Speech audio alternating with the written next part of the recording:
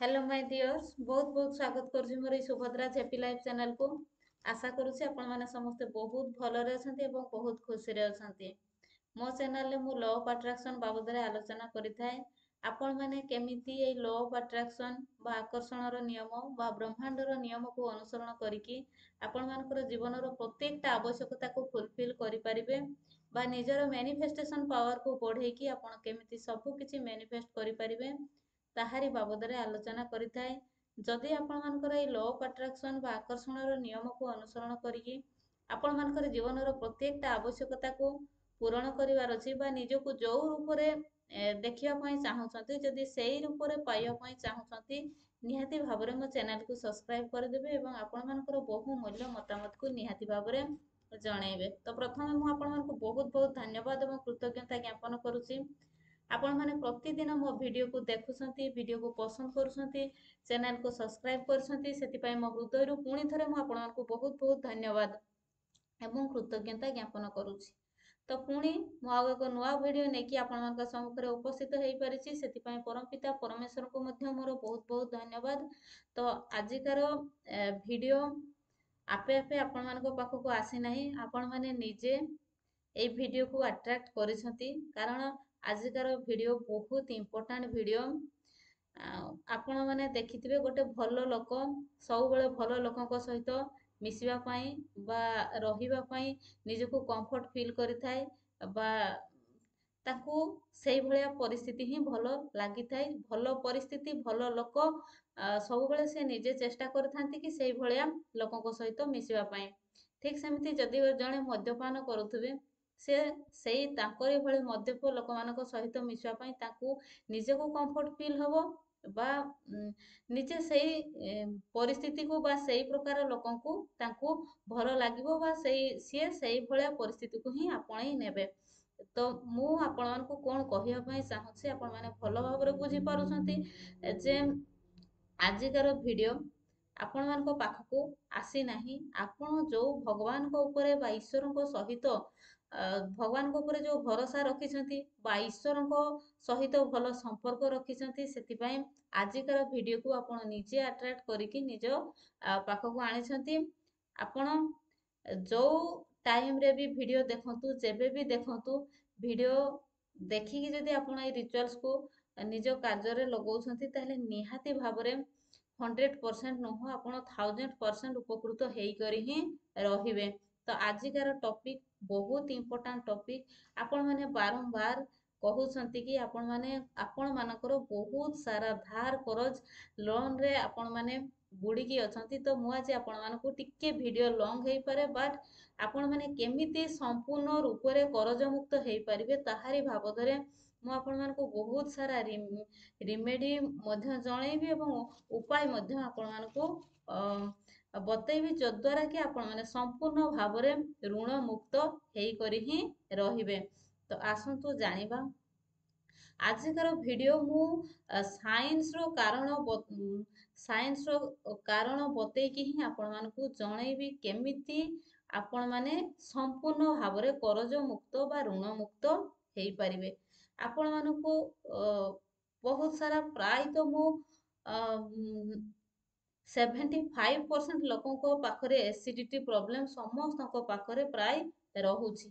ଯେତେ ବି ଘରେ ଘରେ ଆଜିକାଲି ଦେଖିବେ ଏସିଡିଟି ଏବଂ ଗ୍ୟାଷ୍ଟ୍ରିକ୍ ପେସେଣ୍ଟ ମାନେ ରହୁଛନ୍ତି। ତ ଆମେ ମାନେ କଣ କରୁଛୁ, ଯଦି ଆମକୁ ଏସିଡ୍ ଗ୍ୟାଷ୍ଟ୍ରିକ୍ ହେଇଗଲା ଆମେ ସଙ୍ଗେ ସଙ୍ଗେ ଟ୍ୟାବଲେଟଟେ ୟୁଜ୍ କରୁଛେ, କିନ୍ତୁ କୋଉ କାରଣ ପାଇଁ ଆମକୁ ଏସିଡିଟି ହଉଛି, କେମିତି ଆମେ କୋଉ ଜିନିଷକୁ ଗ୍ରହଣ କରିବା ଦ୍ୱାରା ବା କେମିତି ଗ୍ରହଣ କରିବା ଦ୍ୱାରା ଆମେ ଏସିଡିଟିର ସମ୍ମୁଖୀନ ହବାକୁ ଯାଉଛେ ବା ହଉଛେ, ସେଇ ଯଦି ମୂଳ କାରଣଟାକୁ ଆମେ ଅନୁସରଣ କରିକି ଜାଣି ପାରିଥାନ୍ତେ ତାହେଲେ ଆମେ ସମ୍ପୂର୍ଣ୍ଣ ଭାବରେ ଏସିଡିଟିରୁ ମୁକ୍ତି ପାଇଥାନ୍ତେ।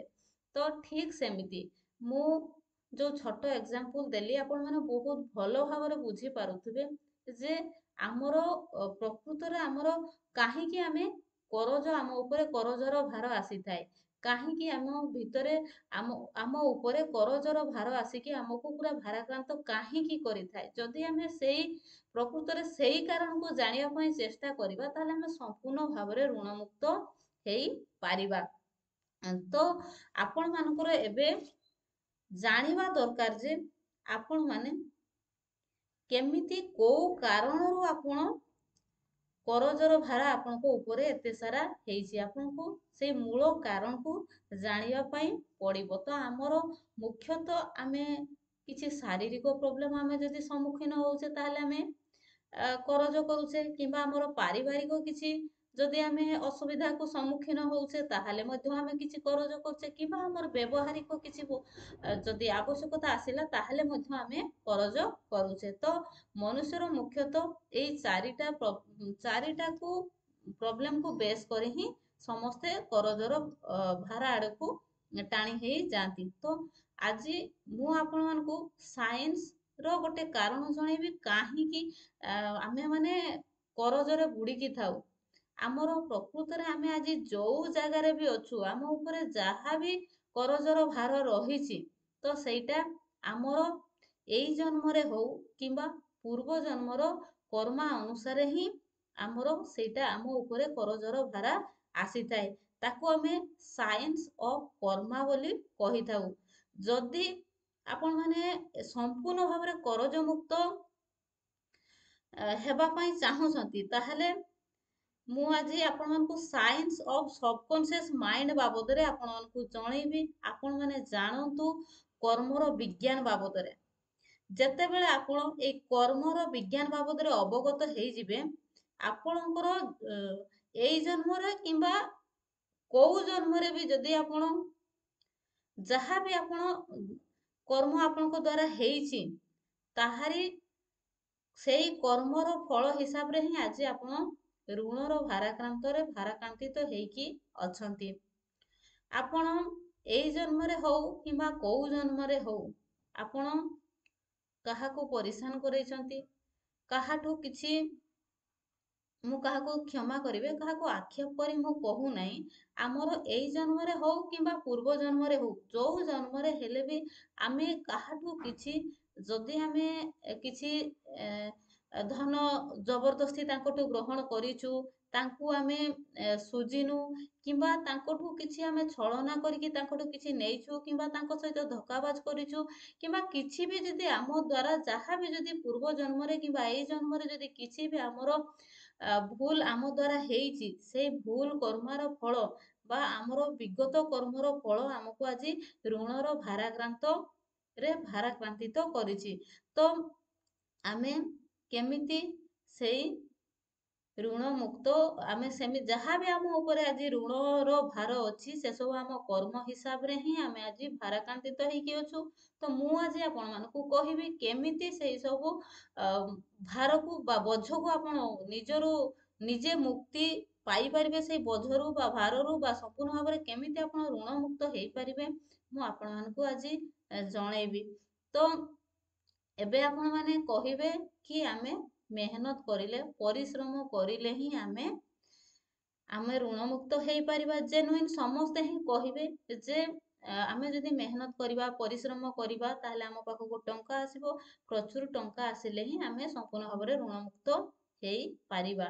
ତ ମୁଁ ଆପଣଙ୍କ କଥାରେ ଏକମତ ହେଇପାରୁ ନାହିଁ, କାହିଁକି ନା ଯଦି ଆପଣମାନଙ୍କ କଥାରେ ଯେ ଜଣେ ଯଦି ବହୁତ ମେହନତ କରୁଛି, ଯଦି ବହୁତ କଷ୍ଟ କରୁଛି, ବହୁତ ପରିଶ୍ରମ କରୁଛି, ତାହେଲେ ତ ଲେବର ମାନଙ୍କ ପାଖରେ ପ୍ରଚୁର ଟଙ୍କା ଥାନ୍ତା, ସିଏ ତ ସେ ସବୁଠୁ ଧନବାନ ବ୍ୟକ୍ତି ସବୁ ଲେବର ମାନେ ହିଁ, ରିକ୍ସା ବାଲା ମାନେ ହିଁ ହେଇଥାନ୍ତେ। କାହିଁକି ନା ସେମାନେ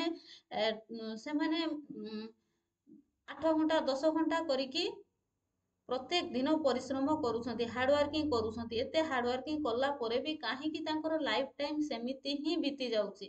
କାହିଁକି ନା ସେମାନେ ସେତିକିରେ ମାଇଣ୍ଡ ସେଟ କରିଦେଇଛନ୍ତି ଯେ hardworking is equal to money.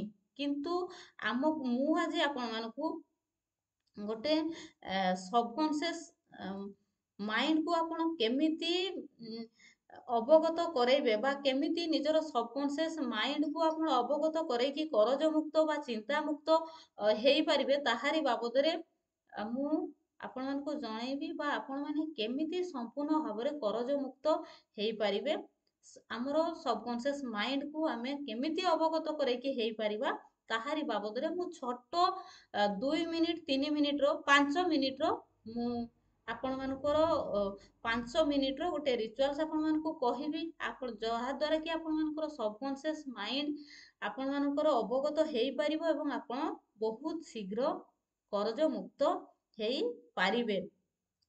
ଯଦି ଆପଣଙ୍କ ପାଟିରେ କେତେବେଳେ ବି ଆସିଯାଉଛି ଯେ ମୋ ଉପରେ ବହୁତ ସାରା ଧାର କରଜ ରହିଛି, ମୁଁ ଋଣର ଭାରରେ ଭାରାକ୍ରାନ୍ତ ହେଇ ପଡୁଛି, ମୁଁ ମୋ ଉପରେ ବହୁତ ସାରା ଧାର କରଜ, ଆପଣମାନେ ବହୁତ ମୁଖସ୍ଥ କଲା ଭଳିଆ ଆପଣମାନେ ଏମିତି କହି ଚାଲନ୍ତି। ଆପଣ କେହି ଯଦି ଆପଣଙ୍କର ବନ୍ଧୁବାନ୍ଧବ କେହି ବି ଦେଖା ହେଲେ ଆପଣଙ୍କୁ ପଚାରିଲେ କହି ସବୁବେଳେ ନିଜେ କହି ହୁଅନ୍ତି ବା ନିଜର ପଡ଼ୋଶୀ ମାନଙ୍କ ସହିତ ନିଜର ଘର ଲୋକଙ୍କ ସହିତ ସବୁବେଳେ ଆଲୋଚନା କରିଥାନ୍ତି ବା କହି ହୁଅନ୍ତି କି ମୋ ଉପରେ ଏତେ ସାରା ଧାର କର, ମତେ ଆଜି ଏଇ କିସ୍ତି ରିପେମେଣ୍ଟ କରିବା ପାଇଁ ପଡ଼ିବ, କାଲି ମୋର ଏଇ କିସ୍ତିଟା ଅଛି, ମୁଁ ପରା ଏତେ ଟଙ୍କା ରିପେମେଣ୍ଟ କରୁଛି। ଆପଣ ଯେତେବେଳେ ବି କରଜ କଥା ପାଟିରେ ଆସୁଛି ଆଜି ପାଖରୁ ଆପଣ ଯେତେବେଳେ ବି ଆସୁଛି ରେଡ୍ କଲରରେ ଆପଣ 3ଟି କ୍ରସ୍ କରନ୍ତୁ, 3ଟି କ୍ରସ୍ କରନ୍ତୁ। ଏବଂ ଯେତେବେଳେ ଆପଣଙ୍କ ଯେତେବେଳେ ଚିନ୍ତା ଆସୁଛି ଯେ ମୋ ଉପରେ ବହୁତ ସାରା ଧାର କରଜ ଅଛି, ବହୁତ ସାରା ଲୋନ୍ ହେଇଯାଇଛି, ମୁଁ କେମିତି ଏଥିରୁ ମୁକ୍ତି ପାଇବି, ଯେତେବେଳେ ଯଦି ଆପଣଙ୍କୁ ଚିନ୍ତା ଆସୁଛି ଆପଣ ରେଡ୍ କଲରରେ 3ଟି କ୍ରସ୍ ଚିହ୍ନ କରନ୍ତୁ। ଦେଖିବେ ନହେଲେ ଆପଣ ଭଗବାନଙ୍କର ଇରୋଜା ଟେକ୍ନିକକୁ ନେଇକି ଆପଣ ଇରୋଜା ଟେକ୍ନିକକୁ ଅବଲମ୍ବନ କରିକି ସେଥିରେ ସଙ୍ଗେ ସଙ୍ଗେ କ୍ରସ୍ ଚିହ୍ନ କରିଦିଅନ୍ତୁ। ଆପଣଙ୍କୁ ସବୁଠୁ ବେଷ୍ଟ ଉପାୟ ହେଲା ଯେତେବେଳେ ଆପଣଙ୍କୁ ଚିନ୍ତା ଆସୁଛି ଆପଣ ରେଡ୍ କଲରକୁ ଭିଜୁଆଲାଇଜ କରିକି ଆପଣ 3 ଥର କ୍ରସ୍ କରିଦିଅନ୍ତୁ, 3 ଥର କ୍ରସ୍ କରିଦିଅନ୍ତୁ। ଯଦି ଆପଣ ଏଇ 3 ଥର କ୍ରସ୍ କରିଦଉଛନ୍ତି ତାହେଲେ ଆପଣଙ୍କର ସବକନସିୟସ୍ ମାଇଣ୍ଡ କେବେ ବି ତାକୁ ରିସିଭ୍ କରିବ ନାହିଁ, କାହିଁକି ନା ଯୋଉଠି କ୍ରସ୍ ପଡିଲା ସେଇଠି ଆମର ସବକନସିୟସ୍ ମାଇଣ୍ଡ ତାକୁ ଗ୍ରହଣ କରିବ ନାହିଁ। ତେଣୁ ଆପଣ 3 ଥର ସବକନସିୟସ୍ ମାଇଣ୍ଡକୁ ଅବଗତ କରାନ୍ତୁ ଏବଂ 3 ଥର କ୍ରସ୍ ଚିହ୍ନ ଆପଣ ନିଜେ ଭିଜୁଆଲାଇଜ କରିକି ରେଡ୍ କଲରରେ ପକେଇ ଦିଅନ୍ତୁ। ତାହେଲେ ଆପଣଙ୍କର କଣ ହେଇଥାଏ ନା ଆପଣଙ୍କର କରଜ ଉପରେ ଆଉ ଫୋକସ ରହିବନି, ଆପଣଙ୍କର କେମିତି ଧନ ଆସିବ ସେଇ ଧନ ଆସିବାର ଦିଗକୁ ଆପଣଙ୍କର ଫୋକସ ହେଇପାରିବ ଏବଂ ଆପଣ କେମିତି ପଇସା ଦ୍ୱାରା ପଇସା ଇନକମ୍ କରିବେ ତା ବାବଦରେ ଆପଣମାନଙ୍କୁ ବାଟ ବାହାରିଯିବ ବା ମୁଁ ଆଜି ଆପଣମାନଙ୍କୁ ଜଣେଇବି କେମିତି ପଇସା ଦ୍ୱାରା କେମିତି ଆପଣ ପଇସା ବା ଟଙ୍କା ଦ୍ୱାରା କେମିତି ଆପଣ ଟଙ୍କା ଇନକମ୍ କରିପାରିବେ। କାମ ତ ସାରା ଦୁନିଆ କରୁଛି, ଆପଣ କେମିତି ପଇସାରୁ ପଇସା ଆପଣ ବାହାର କରିପାରିବେ, ଇନକମ୍ କରିପାରିବେ, ତାହାରି ବାବଦରେ ମୁଁ ଗୋଟେ ଛୋଟ କାମ ଆପଣମାନଙ୍କୁ ପ୍ରତିଦିନ କରିବା ପାଇଁ କହିବି। କେତେ ଦିନ ନା 33 ଡେଜ୍ ପର୍ଯ୍ୟନ୍ତ ଆପଣ କଣ୍ଟିନ୍ୟୁ କରିବେ, ଗୋଟେ ଦିନ ବି ମଝିରେ ଆପଣ ଗ୍ୟାପ୍ସ ରଖିବେ ନାହିଁ। 2ଟା ଶବ୍ଦକୁ ଆପଣ କେତେ ଥର ଉଚ୍ଚାରଣ କରିବେ, 11 ଥର କରିକି 2ଟା ଶବ୍ଦକୁ 22 ଥର ଉଚ୍ଚାରଣ କରିବେ। କେତେବେଳେ କରିବେ ନା ରାତିରେ ଶୋଇବାର 5 ମିନିଟ୍ ପୂର୍ବରୁ ହିଁ ଆପଣଙ୍କୁ କରିବା ପାଇଁ ପଡ଼ିବ। କାହିଁକି ନା ଯେତେବେଳେ ଆମେ ରାତିରେ ଶୋଇବା ପାଇଁ ଯାଉଛେ ସେତେବେଳେ ଆମର ବ୍ରେନ୍ ସମ୍ପୂର୍ଣ୍ଣ ଭାବରେ ଆଲଫା ଷ୍ଟେଜକୁ ପଳେଇ ଯାଇଥାଏ, କିଛି ବି ଚିନ୍ତା କରିବାର କେପାସିଟି ତା ପାଖରେ ନଥାଏ, ସେତେବେଳେ ସେ ସବୁ କିଛି ହରେଇ ବସିଥାଏ। ଆମେ ଯେତେବେଳେ ଶୋଇବା ପାଇଁ ଯିବା ସେତେବେଳେ ଆମର ସବକନସିୟସ୍ ମାଇଣ୍ଡ ଆମେ ଶୋଇଲା ପରେ ହିଁ ସେ କାର୍ଯ୍ୟ କରିବା ଆରମ୍ଭ କରିଦେଇଥାଏ। ତ ମୁଁ ଆଜି ଆପଣମାନଙ୍କୁ ଗୋଟେ ଛୋଟ ଉପାୟ କହିବି, 2ଟା ଶବ୍ଦ କହିବି ଏବଂ କେମିତି କରିବେ, କେମିତି ଟଙ୍କା ଦ୍ୱାରା ଟଙ୍କାକୁ ଆକର୍ଷିତ କରିବେ ତାହାରି ବାବଦରେ ମୁଁ ଆପଣମାନଙ୍କୁ ଜଣେଇବି। କାହିଁକି ନା ସାରା ଦୁନିଆ କାମ କରୁଛି, ଲେବର ମାନେ ବହୁତ ପରିଶ୍ରମ କରୁଛନ୍ତି, ତଥାପି ସେ ତାଙ୍କର ଜୀବନ ସାରା ସେଇ ଜାଗାରେ ହିଁ ରହିଯାଉଛି। ତ ମୁଁ ଆଜି ଆପଣମାନଙ୍କୁ କେମିତି ନିଜର ସବକନସିୟସ୍ ମାଇଣ୍ଡକୁ ଆପଣ ଅବଗତ କରେଇକି ସବୁ କିଛିକି ଆକର୍ଷିତ କରିବେ ତାହାରି ବାବଦରେ ମୁଁ ଆପଣମାନଙ୍କୁ ଜଣେଇବି। ତ ରାତିରେ ଶୋଇବା ପୂର୍ବରୁ ଆପଣ କାନକୁ 5 ମିନିଟ୍ ପୂର୍ବରୁ ସମ୍ପୂର୍ଣ୍ଣ ଭାବରେ ବନ୍ଦ କରିଦେବେ, ଯେମିତି ବାହାର କିଛି ବି ଆବାଜ ଆପଣଙ୍କ କାନ ପାଖକୁ ପ୍ରବେଶ ନ କରିପାରେ।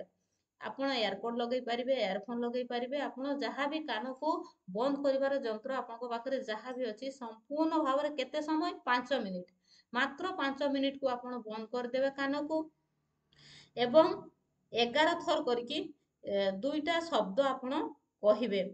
ଯଦି ପାରିବେ ଲେଖିବେ ମଧ୍ୟ ଏବଂ ଯଦି ନ ପାରୁଛନ୍ତି ତାହେଲେ କହିବେ। ମୋ ପାଖକୁ ଧନର ବିକଳ୍ପ ଆସୁଅଛି।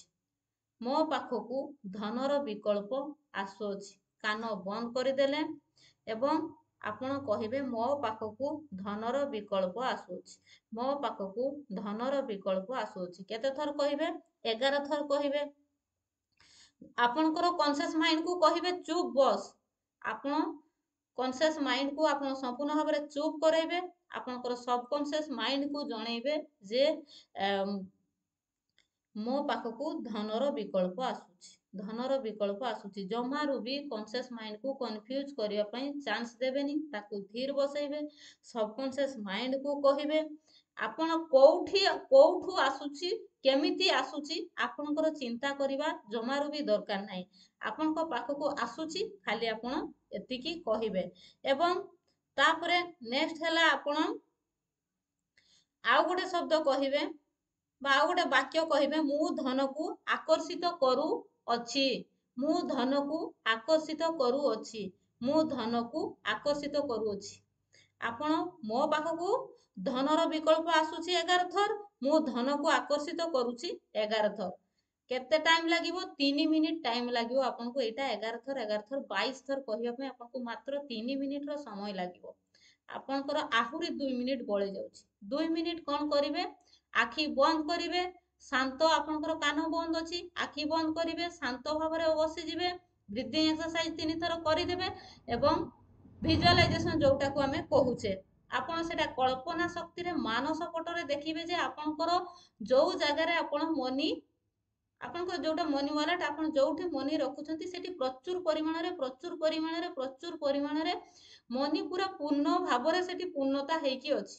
ପ୍ରଚୁର ପରିମାଣରେ ମନି ଆପଣଙ୍କ ପାଖକୁ ଆସୁଛି ଏବଂ ଆପଣଙ୍କର ଏକାଉଣ୍ଟରେ ମଧ୍ୟ କୁଆଡୁ ଆସୁଛି, କେମିତି ଆସୁଛି, ସେଇଟା ଆପଣ ଜମାରୁ ବି ଚିନ୍ତା କରିବେନି। ଆସୁଛି, ଖାଲି ଆସୁଛି, ଆପଣ ଦେଖିବେ ଆପଣଙ୍କର ଏକାଉଣ୍ଟରେ କ୍ରେଡିଟ ହଉଛି, ଆପଣଙ୍କର ପର୍ସରେ, ଭ୍ୟାନିଟିରେ, ଆପଣ ଯୋଉଠି ରଖୁଛନ୍ତି ସେଇ ଜାଗାରେ ଆପଣଙ୍କର ଖାଲି ମନି ପଶୁଛି। ଏତିକି ଆପଣ ଭିଜୁଆଲାଇଜ କରିବେ। ତାପରେ ଆପଣ ଶୋଇଯିବେ। ମାତ୍ର 5 ମିନିଟର କାମ। କେତେ ଦିନ କରିବେ? 33 ଡେଜ୍ ପର୍ଯ୍ୟନ୍ତ କଣ୍ଟିନ୍ୟୁ କରିବେ। ଆମର ସବକନସିୟସ୍ ମାଇଣ୍ଡ ତାକୁ 3ଟା କାର୍ଯ୍ୟ କରିବା ପାଇଁ ବା ବହୁତ ଭଲ ଲାଗିଥାଏ। ସେଇ 3ଟା କାର୍ଯ୍ୟ କ'ଣ ନା, ଆମେ କିଛି ଶୁଣିବାକୁ ସିଏ ଭଲ ପାଏ, କିଛି ଦେଖିବାକୁ ଭଲ ପାଏ, ନହେଲେ କିଛି ଚିନ୍ତା କରିବାକୁ ଭଲ ପାଏ। ତେଣୁ ଆମେ ଯଦି କଳ୍ପନା ଶକ୍ତିରେ ତାକୁ ଆମେ ରଙ୍ଗୀନ ଭାବରେ ଦେଖିପାରିଲୁ, ଯେତେ ଶୀଘ୍ର ଆମେ ଦେଖିପାରିବା, ଯେତେ ଭଲ ଭାବରେ ଆମେ ଭିଜୁଆଲାଇଜ କରିପାରିବା, ସେତେ ଶୀଘ୍ର ଆମର ମାଇଣ୍ଡ ଅବଗତ ହବ ଏବଂ ସେତେ ଶୀଘ୍ର ଆମ ପାଖକୁ ଧନ ଆସିବାରେ ଲାଗିବ। ଆପଣ କେତେବେଳେ ବି ଚିନ୍ତା କରିବେନି ଯେ ଆପଣଙ୍କ ପାଖକୁ କୋଉଠୁ ଆସୁଛୁ, କେମିତି ଆସୁଛୁ। ଆପଣଙ୍କର ଚିନ୍ତା କରିବା ଦରକାର ନାହିଁ। ଆପଣଙ୍କର ଅବଚେତନ ମସ୍ତିଷ୍କ 3ଟି ଜିନିଷକୁ ବହୁତ ପସନ୍ଦ କରେ, ଦେଖିବା, ଶୁଣିବା, ଚିନ୍ତା କରିବା। ଆପଣ ଚିନ୍ତା କରିବେ ମୋ ଘରକୁ କୋଉ ଆଡୁ ଆସୁଛି, କେମିତି ଆସୁଛି ମୁଁ ଜାଣିନି, କିନ୍ତୁ ବହୁତ ଟଙ୍କା ଆସୁଛି ବା ମୋ ଆକାଉଣ୍ଟରେ ବହୁତ ସାରା ଟଙ୍କା ପୂର୍ଣ୍ଣ ହେଇଯାଉଛି, କ୍ରେଡିଟ ହେଇଯାଉଛି, ମୋ ଆକାଉଣ୍ଟରେ ବହୁତ ସାରା ଟଙ୍କା କ୍ରେଡିଟ ହଉଛି। ଆପଣ ଏତିକି ରାତିରେ ଶୋଇବା ପୂର୍ବରୁ ଆପଣ ଏଇ କାମକୁ କରିବେ। ଆପଣଙ୍କୁ କୋଉଟା ଭଲ ଲାଗେ? ଯେମିତି ଆପଣ ଗୋଟେ ଯଦି ବ୍ଲାକ୍ ଆଣ୍ଡ ହ୍ୱାଇଟ୍ ଆପଣଙ୍କୁ ଗୋଟେ ଫିଲ୍ମ ଦେଖିବା ପାଇଁ ଦିଆଗଲା, ଆପଣଙ୍କୁ ବ୍ଲାକ୍ ହ୍ୱାଇଟ୍ ଫିଲ୍ମ ଆପଣଙ୍କୁ ଭଲ ଲାଗିବନି। ଆପଣଙ୍କୁ ଯେତେବେଳେ କଲର ଫିଲ୍ମ ଆପଣ ଦେଖିବେ ତାକୁ ଆପଣଙ୍କୁ ଭଲ ଲାଗିବ, ବହୁତ ଇଣ୍ଟରେଷ୍ଟ ଲାଗିବ ଦେଖିବା ପାଇଁ। ଏବଂ ଯଦି ବି ଆପଣଙ୍କୁ କଲରଫୁଲ ଫିଲ୍ମ ଦେଖିବା ପାଇଁ ଦିଆଗଲା, ସେଟା ଧୀରେ ଧୀରେ ସ୍ଲୋ ପ୍ରୋସେସରେ ଘୁରି ଚାଲିଲା, ସ୍ପିଡ ନ ଚାଲିଲା, ତାହେଲେ ଆପଣଙ୍କୁ ସେଇଟା ଭଲ ଲାଗିବନି। ଯୋଉଟା ଆପଣଙ୍କୁ ପୁରା ସ୍ପିଡ, ହାଇ ସ୍ପିଡରେ ଆସିବ, ଆପଣଙ୍କର ସେଇଟା ଆପଣଙ୍କୁ ଭଲ ଲାଗିବ ବା ଆପଣଙ୍କର ସବକନସିୟସ୍ ମାଇଣ୍ଡ ବା କନସିୟସ୍ ମାଇଣ୍ଡ ତାକୁ ଶୀଘ୍ର ରିସିଭ୍ କରିବ। ତ ଠିକ ସେମିତି ଆପଣ ଯେତେ ଭଲ ଭାବରେ ଭିଜୁଆଲାଇଜ କରିପାରିବେ, ଯେତେ ଭଲ କଳ୍ପନା ଶକ୍ତିରେ ଦେଖିପାରିବେ, ସେତେ କୋଉଠୁ ଆସୁଛୁ, କେମିତି ଆସୁଛୁ, ଆପଣଙ୍କର ଚିନ୍ତା କରିବା ଦରକାର ନାହିଁ, ବାକି ଆସୁଛି। ଏତିକି ହିଁ ଆପଣ ନିଜର ସବକନସିୟସ୍ ମାଇଣ୍ଡକୁ ଅବଗତ କରେଇବେ। ନିହାତି ଭାବରେ ଆପଣଙ୍କର 100% ନୁହେଁ, 1000% ଆପଣ କରଜ ମୁକ୍ତ ହେଇପାରିବେ। ଆପଣ କେତେ ବି, ଯେତେ ବି ଆପଣଙ୍କର କରଜ ଥାଉ ନା କାହିଁକି, ଯେତେ ବି କରଜର ଭାର ଥାଉ ଆପଣଙ୍କ ଉପରେ, ନିହାତି ଭାବରେ ଆପଣ କରଜ ମୁକ୍ତ ହେଇପାରିବେ।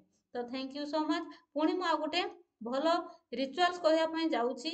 ଆପଣ ଯେତେବେଳେ ସକାଳେ ଉଠିକି ଗାଧଉଛନ୍ତି, ଯେତେବେଳେ ବି ଆପଣ ସକାଳେ ଉଠିକି ଗାଧେଇବା ପାଇଁ ଗଲେ ଯଦି ଗାଧେଇବା ଟାଇମରେ ଯଦି ପୂଜା କରୁଛନ୍ତି ପୂଜା କରିବା ଟାଇମରେ ମଧ୍ୟ କରିପାରିବେ। ଯଦି ଆପଣ ପୂଜା ନ କରୁଛନ୍ତି ମୁଁ ଆପଣଙ୍କୁ ପୂଜା କରିବା ପାଇଁ କହୁନାହିଁ। ଯେତେବେଳେ ଆପଣ ଗାଧେଇ ସାରିଛନ୍ତି ସୂର୍ଯ୍ୟଙ୍କୁ ପାଣି ଟେକି ଦଉଛନ୍ତି ତାପରେ ହିଁ ଆପଣ ନିଜର ହାର୍ଟ ଚକ୍ର ଉପରେ ଦୁଇ ହାତକୁ ଉପରେ ତଳେ ରଖିବେ ଏମିତି ଏବଂ କହିବେ କି ହେ ପରମ ପିତା ପରମେଶ୍ୱର, ହେ ଅନନ୍ତ କୋଟି ବ୍ରହ୍ମାଣ୍ଡ, ମୁଁ ଆପଣଙ୍କର ପ୍ରିୟ ସନ୍ତାନ ଅଟେ, ମୁଁ ଆପଣଙ୍କର ସର୍ବଶ୍ରେଷ୍ଠ ସନ୍ତାନ ଅଟେ, ମୁଁ ଆପଣଙ୍କର ହିଁ ଅଂଶ ଅଟେ।